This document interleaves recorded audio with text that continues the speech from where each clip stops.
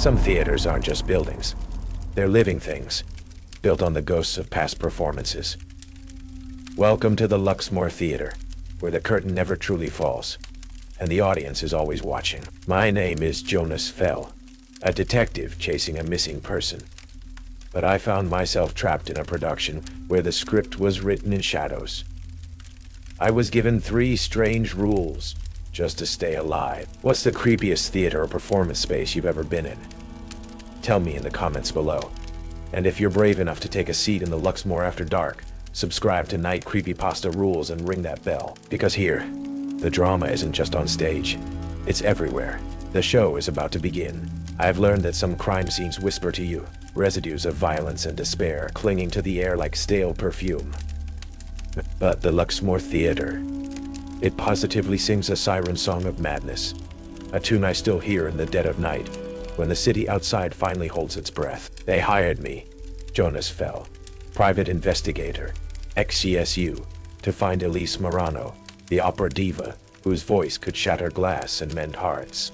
After she vanished mid-area, a wisp of silk and scandal, her disappearance had an unnerving resonance, an echo of a case from my uniform days. Another performer, another stage, another silence that screamed louder than any evidence I'd ever bagged. That old ghost still gnawed at my sanity. The Luxmoor's current manager, a nervous, perpetually sweating man named Alistair Finch, whose main qualification seemed to be inheriting the damned place, handed me a heavy brass key ring. "And she was right there, Mr. Fell," he stammered, his jowls trembling, singing Quando me vo, then poof, like a stage trick, but without the applause. He avoided my eyes, instead gesturing towards the cavernous velvet-draped gloom of the auditorium. The staff, they say the place is particular, has its moods. He then pressed a folded yellowed piece of paper into my hand. "Found this in the old maestro's dressing room. Been there for decades, they say. Figured, well, better you see it. 3 rules, scrawled in an elegant but increasingly frantic hand. Carry a flashlight, but never shine it on the back balcony rows. The shadows there prefer their solitude. If you hear violin sounds of unknown origin, wear a metal ring from the prop room. Music has its own language here, and not all of it is an invitation. When you find scripts with your name, don't read the part. Some roles are best left unplayed." I almost snorted. Theatrical superstition. But Finch's palpable terror, the way his gaze kept darting towards the upper tiers of the theater, gave me pause. My predecessor on this case, a bright-eyed kid named Miller, fresh out of high school, had apparently dismissed such warnings as local color. They'd found his meticulously organized notebook on an empty seat in the orchestra pit, his observations on Elise's habits slowly devolving over the last few pages into a rambling, incoherent dialogue with a character named the Scrivener. A character from no known play. Miller himself was gone. My initial walkthrough was an exercise in oppressive grandeur. Dust motes danced like spectral ballerinas in the few shafts of light, piercing the gloom. The air was thick with the scent of decaying velvet, old wood, and something else. A faint, almost imperceptible tang of old ink, and something vaguely floral, like lilies left too long in stagnant water. Elise's signature perfume, perhaps, or a more permanent olfactory resident. In the wings, I met Noah Grange. He was young, mid-20s, with an almost preternatural quietness about him as he meticulously organized costumes on a rolling rack. His movements were precise, economical, polite, almost deferential. He offered what little information he had.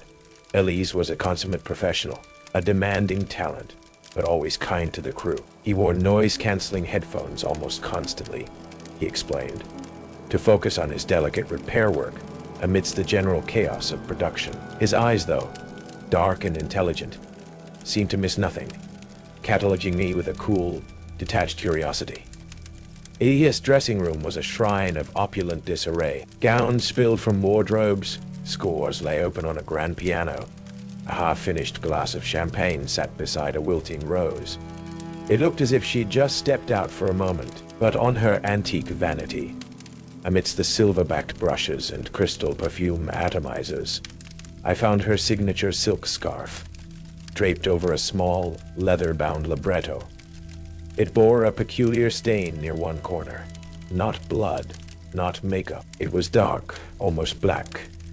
And when I touched it, it flaked slightly, like old, dried ink from a stage manuscript, smeared as if someone had clutched it in a moment of, what?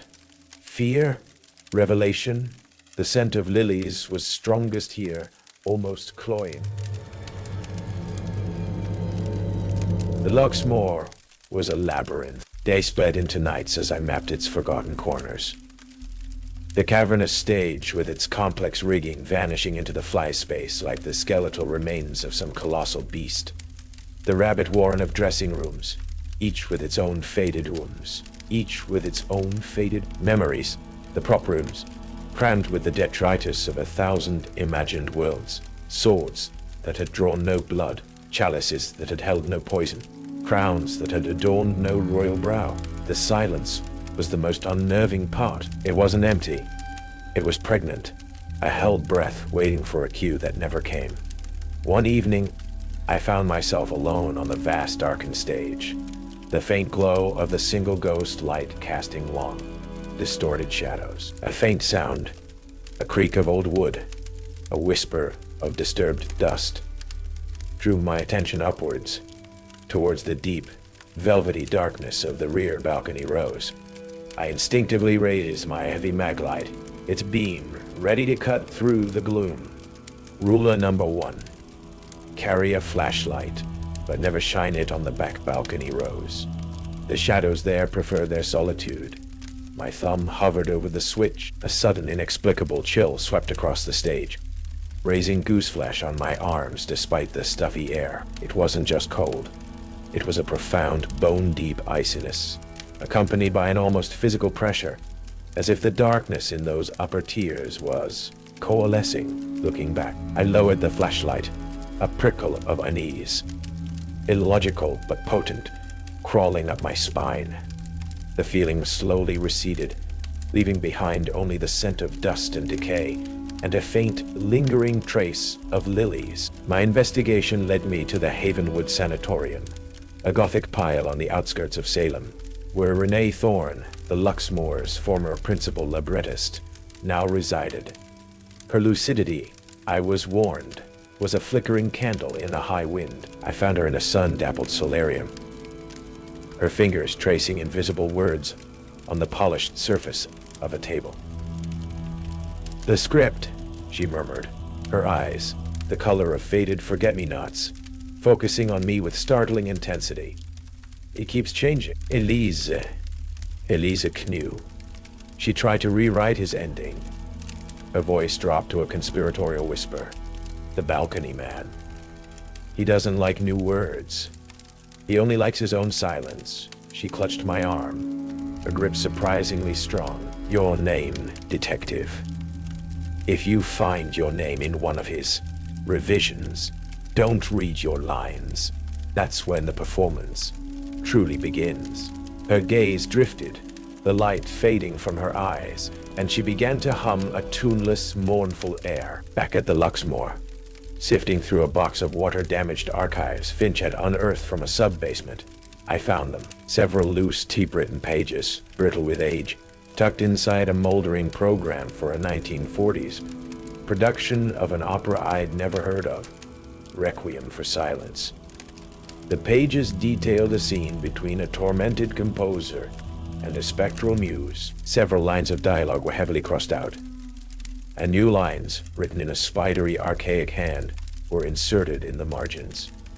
The ink was a faded, brownish black, identical to the smear on Elise Morano's scarf. The new line spoke of an eternal performance, a stage that demanded endless encores.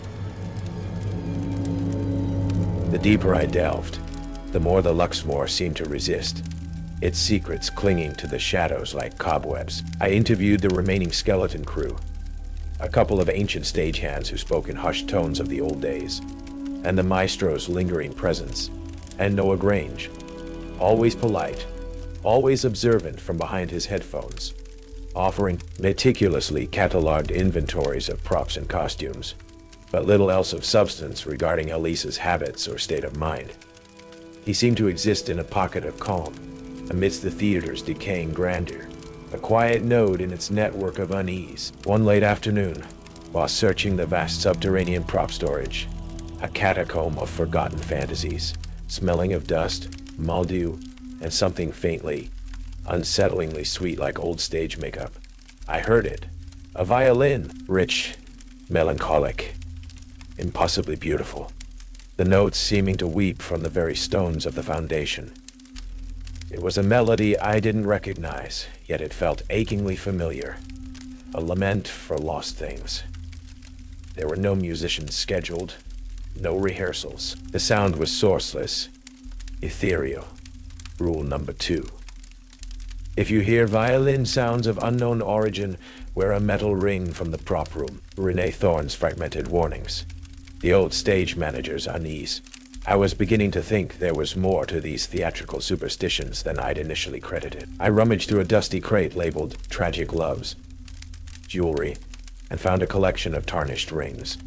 I chose a plain, heavy band of what looked like pewter or dull silver. Its surface cool against my skin as I slipped it onto my little finger. As the metal settled, the violin's melody seemed to shift. The heartbreaking beauty remained, but a certain insidious beckoning quality and almost hypnotic pull it had possessed moments before subtly receded. It was still playing, but it felt less like an invitation and more like a distant, sorrowful echo. I followed the sound through a maze of hanging backdrops painted with ghostly landscapes, and into a deeper, damper section of the basement I hadn't realized existed. There, in a small, brick-lined alcove, lit by a single bare bulb, sat Declan Marsh. He was ancient, his face a roadmap of wrinkles, his eyes milky and sightless. A battered violin rested under his chin, his gnarled fingers coaxing that mournful sound from its time-worn wood. "You heard her then, detective?" he rasped, without turning, his bow never faltering. "The Lady of Lost Arias. She plays when a new performer is about to take the stage." He finally lowered the violin. "That ring will dull her voice for a time, but she's persistent." He tapped a finger against the side of his violin. "This instrument has 4 good strings. Sometimes, though, a man might fancy he hears a 5th, an impossible note. That's when you know the curtain's truly rising on something not meant for mortal eyes. If you hear that 5th string, detective, destroy the nearest instrument. Any instrument.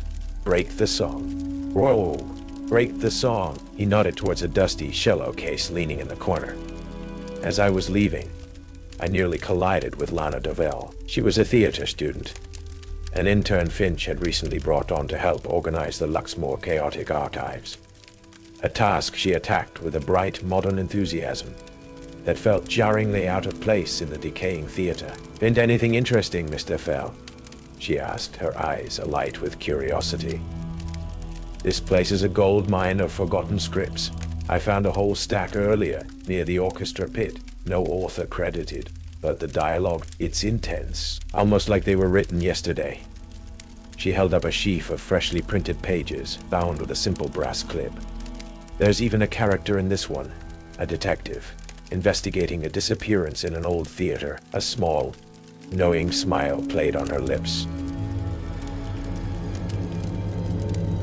Lana's discovery of the uncredited scripts added another layer of unease to my investigation.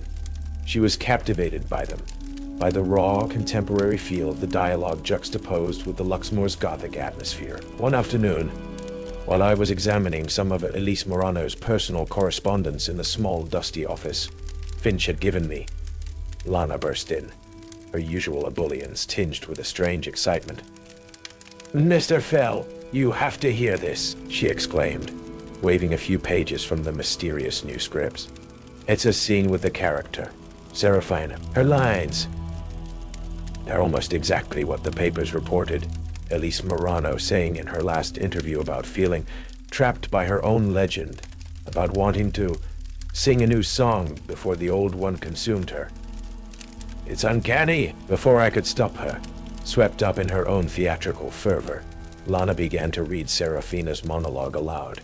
Her voice, usually light and clear, took on a richer, more resonant timbre, a subtle vibrato that sent a chill down my spine. It wasn't just good acting. It was as if another persona, older, more world-weary, was bleeding through. Her eyes, normally bright and direct, became unfocused, gazing at some point beyond the grimy office walls. She finished the monologue, a single, perfect tear tracing a path down her cheek. "Wow," she breathed, shaking her head as if to clear it. "That was intense. I really felt that. I think I need some air, or maybe a specific prop." There was a silver hand mirror mentioned in scene 3. She trailed off, a vague, distant look in her eyes, and wandered out of the office, not towards the exit, but deeper into the labyrinthine backstage area. I called after her, but she didn't respond. A sudden, cold dread gripped me. I grabbed the pages she'd left on my desk. It was from a play titled simply Intermission. I scanned the character list. Serafina, the stage manager, the critic, and then my blood turned to ice. Jonas, a private investigator haunted by his past, seeking a truth that may consume him. My hands trembled as I read the first few lines of Jonas's dialogue. They described his arrival at a cursed theater, his initial skepticism, his discovery of a stained silk scarf. It was a mirror, a terrifyingly accurate reflection of my own actions, my own unspoken thoughts over the past few days. Rule number 3, when you find scripts with your name, don't read the part. I'd read my part, or at least the beginning of it. I raced out, searching for Lana. The backstage area was a confusing warren of narrow corridors, stacked flats painted with faded pastoral scenes, and alcoves filled with spectral, dust-sheeted furniture. She was gone, vanished as completely as Elise Morano.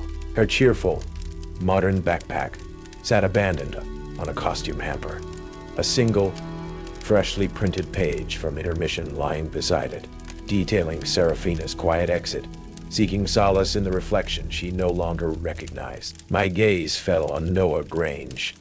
He was calmly polishing a brass doorknob on a nearby dressing room, his headphones, as always, in place. He looked up as I approached, his expression one of mild, polite inquiry. "Lana Dovell," I said, my voice tight. "Have you seen her?" He removed his headphones slowly, a faint, almost inaudible snatch of synthesized music escaping before he cupped them. "Miss Dovell." "I believe I saw her heading towards the grand mirror room a short while ago, Mr. Fell."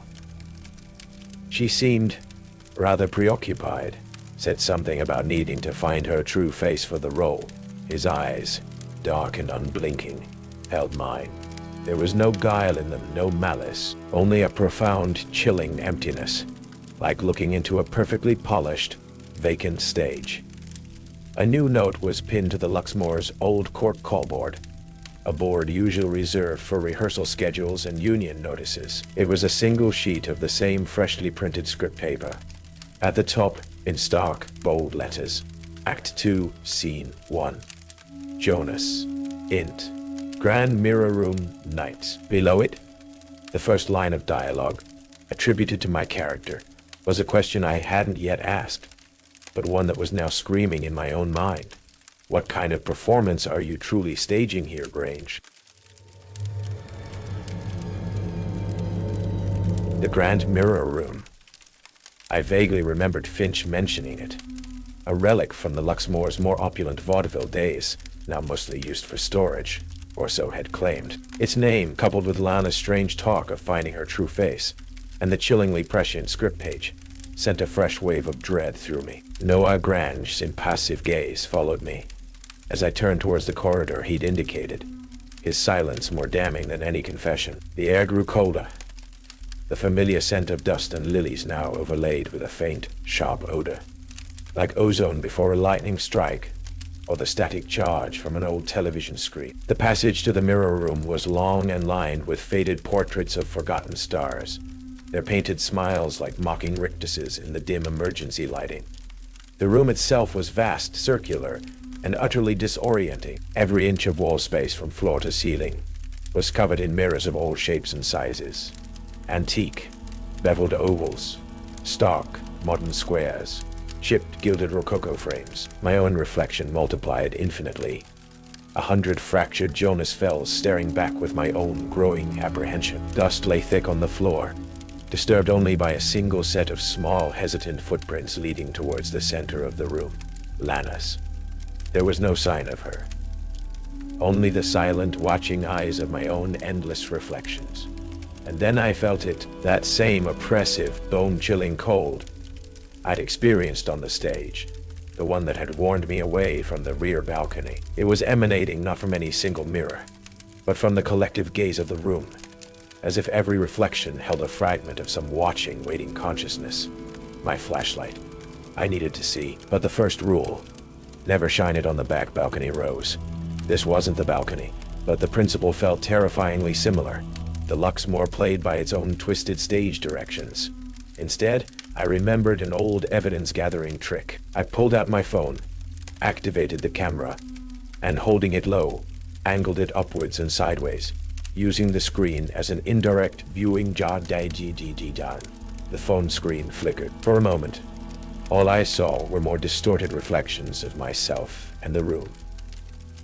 Then in the upper curve of a large tarnished oval mirror, a shape resolved, indistinct at first, then coalescing. A tall, slender figure in what looked like the severe black frock coat and high collar of a 19th century maestro or a tragic poet. Its face was a pale blur in the gloom, but its posture was one of intense, sorrowful concentration, as if perpetually listening for a lost note. The balcony man, he wasn't in the mirror. The mirror was merely a window to him, a window to that forbidden upper darkness. As his image solidified on my phone screen, a wave of profound disorientation washed over me. My own name, Jonas Fell, felt suddenly distant, like a character I'd once read about. Instead, thoughts, emotions, fragments of a different life flooded my mind. A desperate composer, a lost love, an unfinished symphony, a looming deadline, the protagonist of Requiem for Silence. My hand, the one holding the phone, began to tremble. I fought to clear my head, to anchor myself. Jonas Fell, private investigator, Elise Morano, Lana Dovel. The names were anchors in a sea of encroaching fiction. A faint sound, a single, drawn-out violin note, vibrated through the floorboards. It was achingly beautiful, but threaded through it was another, discordant tone, a fifth string, an impossible, grating resonance that scraped at my sanity. Declan Marsh's warning: destroy the nearest instrument. My eyes darted around the room. Leaning against a stack of hat boxes, almost hidden in shadow, was a battered cello case. I lunged for it, fumbled with the latches. It was empty. Of course it was. The music wasn't coming from an instrument in this room. It was coming from the theater itself, from its damned, haunted soul. A compelling performance, detective. You play the part of the tormented investigator, quite convincingly. Noah Grange's voice, calm and cool, cut through the disorienting haze. He stood in the doorway, leaning casually against the frame, his headphones now resting around his neck. That faint, synthesized music I'd heard before was audible now. A minimalist, unsettling electronic score, like something from an avant-garde film. Where's Lana Grange? I snarled, forcing my own identity, my own case, back to the forefront of my mind. The balcony man's influence receded slightly, like a tide pulling back, though the cold pressure remained. He smiled, a slight, almost imperceptible upturn of his lips. Miss Dovel. She found her role, as did Elise Morano before her, as did young Mr. Miller. They all read their parts, you see, and the Luxmoor. It's a very accommodating stage. It always provides an audience. He gestured vaguely around the mirrored room, and it offers such a wide array of exits. You did this, I said, the pieces clicking into place with horrifying clarity. The scripts, The subtle manipulations, the knowledge of the theater's peculiarities. You're the one changing the scripts, aren't you? You're the scrivener. A quaint title, Noah mused, but not entirely inaccurate. I merely facilitate. The balcony man provides the inspiration, the underlying libretto of this place. I simply update it, give it a contemporary resonance. Elise, bless her ambitious heart, thought she could rewrite his masterwork. She underestimated the power of an established narrative. He took a step into the room, his reflection multiplying around us. She tried to silence him. But silence, in the Luxmoor, is just an intermission before the next act. Why, Grange? Why me? The question from the script page, my question. His eyes, for the first time, held a flicker of something other than detached amusement. A cold, hard gleam. You, Detective Fell, are a connoisseur of stages like this, are you not? The one in Boston, 5 years ago. The one where the lead actress took her final bow with a prop knife that wasn't quite a prop. A case you never quite closed. A performance that left lingering questions. My blood ran cold. He knew. He knew about the Ashton Theater. About Amelia Hayes, a secret I'd buried deep. Her understudy was a very promising young talent. Noah continued, his voice soft, almost sympathetic, yet underscored with a chilling satisfaction. She never quite recovered from the accident, never stepped on a stage again. He paused. I don't believe in ghosts, Mr. Fell, or curses. I believe in patterns, in meticulously crafted scenarios. I believe that if you isolate an individual, apply the right pressures, introduce the right script, they will inevitably play their part, right down to the tragic finale.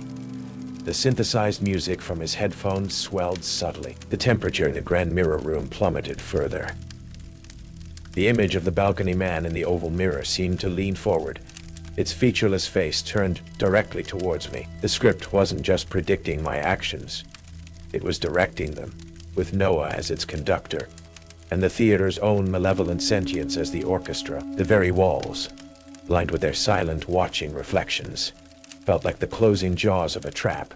And I, Jonas Fell, was the lead in a play whose final act I was desperate not to perform.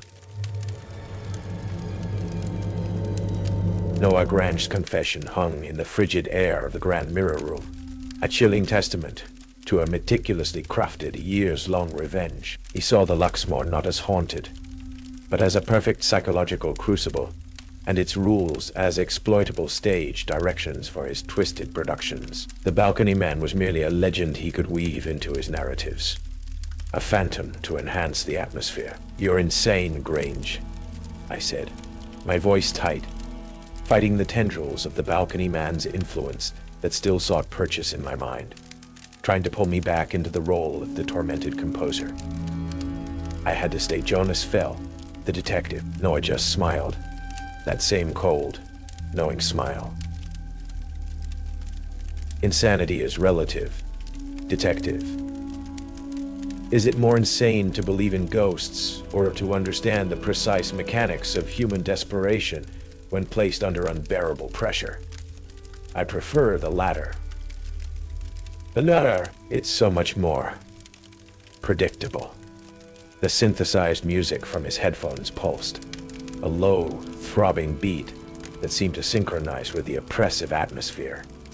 I needed to break his script, to improvise. The rules themselves, twisted as they were by the theater's unseen forces and Grange manipulations, might hold a clue. The flashlight, the ring, the scripts. Lana, I said, forcing my thoughts away from Noah's psychological game. Where is she? And Elise Morano.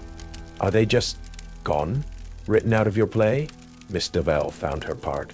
As a cautionary tale, perhaps, Noah said, gesturing vaguely towards the labyrinth of mirrors. And Miss Morano. She tried to change the ending of Requiem for Silence. The balcony man does not appreciate unauthorized revisions. She's part of his permanent ensemble now, I imagine. An eternity of encores in the dark. His callousness was a spur. I had to find a weakness, not just in him, but in the theater's hold. The balcony man, with a ghost or mass delusion amplified by Grange, was tied to Requiem for Silence. Renee Thorne had said Elise was trying to rewrite his ending. The script, Noah. I pressed, an idea forming, a desperate gamble. The one you're so fond of. What if the lead actor refuses his lines? What if he introduces a new character? One you didn't write? A flicker of something. Surprise. Annoyance? Crossed Noah's face. The script is comprehensive, detective. All contingencies are accounted for, but his confidence seemed, for the first time, a fraction less absolute. I remembered Declan Marsh's words. If you hear that fifth string, destroy the nearest instrument, break the song, the script, the performance. They were all intertwined. My eyes scanned the room again. No instruments here, but the mirrors. They were the theater's eyes. Its reflecting soul, the very things amplifying the balcony man's presence. And Noah, with his synthesized soundscape, was creating his own music. I took a step towards him. Your little production ends tonight, Grange. He tensed, his hand subtly moving towards something in his pocket. A small remote, perhaps, for his sound system. My gaze locked onto the largest, most ornate mirror in the room. The one where the balcony man's image seemed most potent. It was an antique, its gilded frame heavy and elaborate. I grabbed a fallen candelabra from a dusty side table. Solid brass, heavy. Every play needs a climax, Grange, I said, my voice louder now, projecting like an actor on a stage. And sometimes, the set itself needs to come crashing down. Before he could react, I swung the candelabra with all my strength. It connected with the great mirror with a sound like a shattering thunderclap. The glass exploded inwards, a shower of silvered shards cascading onto the dusty floor. The effect was instantaneous and violent, a piercing, inhuman shriek, like 1,000 out-of-tune violins, tore through the room. Not from Noah, but from the very air around us. The oppressive cold intensified for a horrifying moment, then seemed shatter like the mirror. The image of the balcony man, which had been so potent, flickered and dissolved into a swirl of agitated shadows, then vanished. The synthesized music from Noah's headphones cut out abruptly, replaced by a harsh, grating static. Noah cried out, not in pain, but in outrage and disbelief, stumbling back as if struck. No, the resonance, the focal point. You've broken the narrative frame. Consider it an edit, I snarled, advancing on him. The fight, when it came, was brief and brutal. Noah was fueled by a fanatic's rage, but he was no fighter. I was driven by a desperate need to reclaim my own story. I disarmed him of a small, wickedly sharp prop knife he'd pulled from his jacket. The Luxmoor, it seemed, always provided. As I subdued him, cuffing his hands behind his back with a pair of zip ties I always carried, I heard a faint sound from behind a particularly large freestanding triptych mirror that had, until now, seemed like just another part of the wall. A soft whimpering. Lana. She was huddled in a hidden alcove behind the mirror, pale and disoriented, but alive. Mr. Fell? She whispered, her eyes wide with a residual terror. The man in black. He kept showing me pages, my name. I didn't want to say the words. It's okay, Lana, I said, helping her up. The understudy is stepping down. As for Elise Morano, we found her later in a sealed-off section of the sub-basement, a place Declan Marsh had never dared to explore. She was alive, barely, clutching a tattered handwritten score of Requiem for Silence, her lips moving silently, as if singing an aria only she could hear. She had indeed tried to rewrite the ending, and in doing so, had become trapped within its oldest verses. Noah Grange's carefully constructed world crumbled with the shattering of the grand mirror. Without its focal point, The balcony man's influence seemed to dissipate, receding into the deep shadows of the Luxmoor. A wounded echo, rather than an active presence. Grange himself, when the police finally arrived, alerted by a now functioning emergency call I'd made from Finch's office, was a rambling, incoherent mess. His meticulous plans reduced to the ravings of a madman. He spoke of narrative integrity and character arcs, but the officers just saw a dangerous obsessive who'd kidnapped 2 women and assaulted a private investigator. They never found the scripts he raved about. They seemed to have vanished like stage smoke. Lana Duvall recovered, though she swore off theater for life, opting for a degree in library sciences instead. She said she could still sometimes feel the phantom weight of unread lines trying to form on her lips. Elise Morana was a different story. She was gently coaxed back to a semblance of reality, but her glorious voice was gone, replaced by a fragile whisper. She would spend her days in a quiet conservatory, sometimes humming fragments of forgotten arias, her eyes fixed on a distant, unseen stage.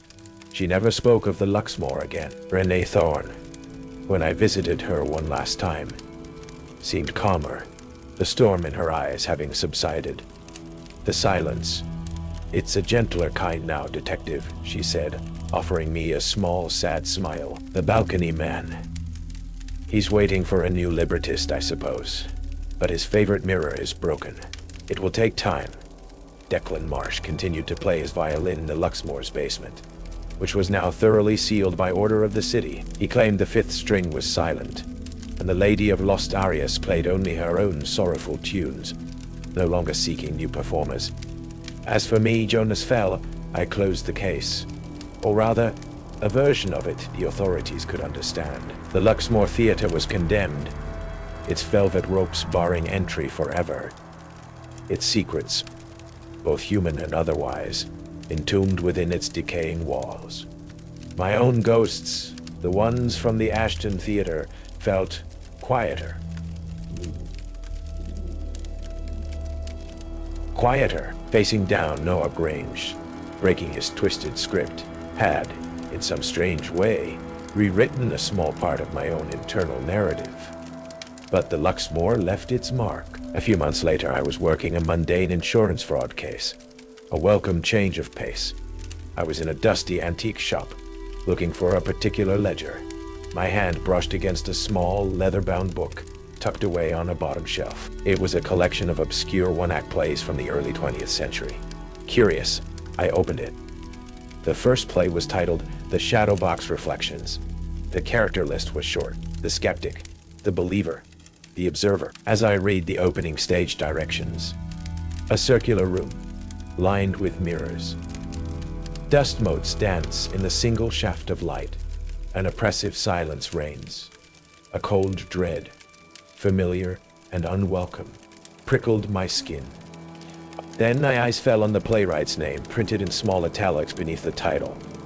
A name I never encountered before in any theatrical anthology. N. Grange, not Noah. Just N. Grange. An ancestor, perhaps.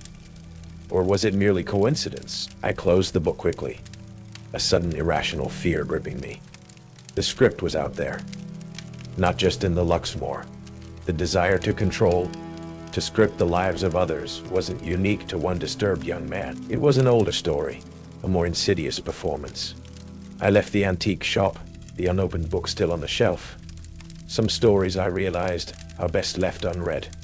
Some curtains are best left drawn. The show might be over at the Luxmoor, but the hunger for a captive audience, for a perfectly executed final act that was a drama as old as time itself, always waiting for a new stage, a new set of players, and a new unsuspecting lead. And sometimes, even a broken mirror can still cast a very long shadow.